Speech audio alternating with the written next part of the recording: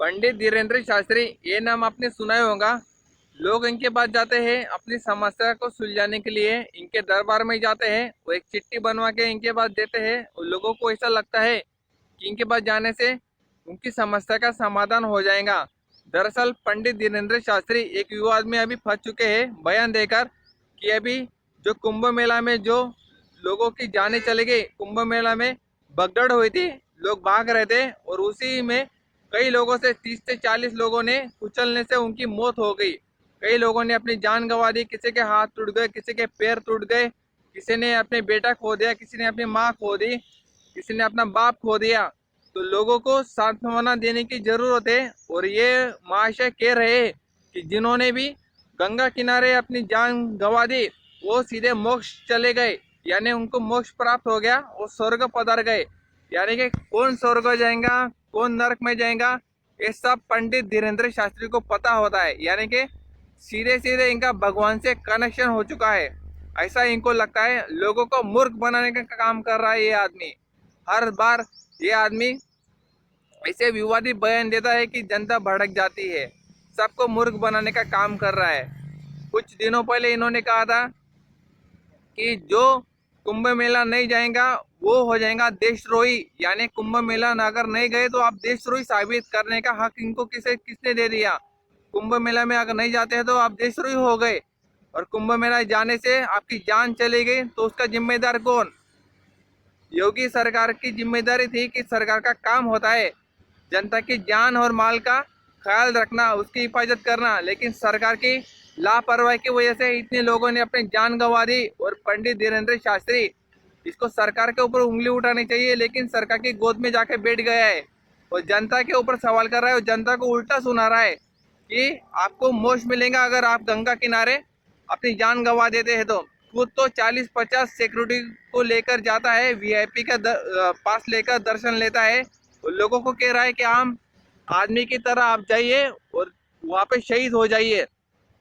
जब भगदड़ में दौड़ेगा, भगदड़ में चलेगा, लाइन में लगेगा, 12-12, 15-15 किलोमीटर के लाइन में लगेगा, तब जाके इस पंडित धीरेन्द्र शास्त्री को पता चलेगा कि दर्शन किसे कहते हैं और कितना खतरनाक होता है इस तरह से जान गंवाना।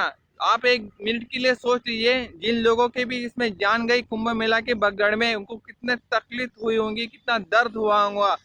किसी का सिर चला गया, किसी का पैर चला गया, किसी ने अपने हाथ पांव गंवा दिए, किसी ने अपने पति को खो दिया, कितने लोग लावारिस हो गए। लेकिन सरकार ने आंकड़ा छुपा के रखा, अभी तक सही आंकड़ा हमें बताया नहीं दोस्तों।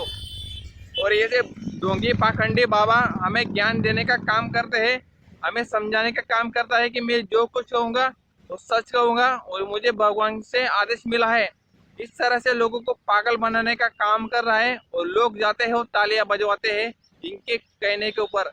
जब ये आदमी इस तरह से भाषण दे रहा था तो सरकार ने इसके ऊपर कोई भी कार्रवाई नहीं की, सरकार सिर्फ देखने का काम कर रही है। और ये आदमी जो कुंभ मेला नहीं जाता है उसे देशद्रोही करार दे देता है, यानी नहीं जाएंगे तो आप देशद्रोही हो जाएंगे, इस तरह से बोलता है।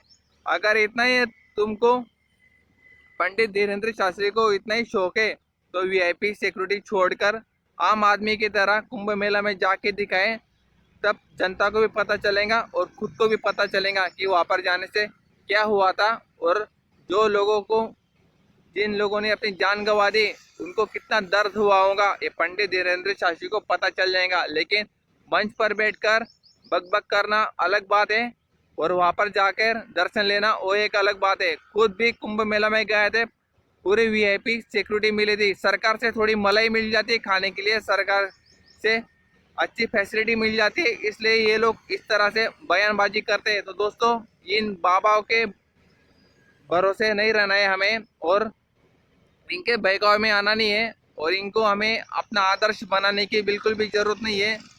इनको ये आदमी खुद को भगवान से भी ऊपर समझने लगा है, ये संत तो छोड़िए ये इंसान बनने के भी लायक नहीं है, इस तरह से भाषण देता है।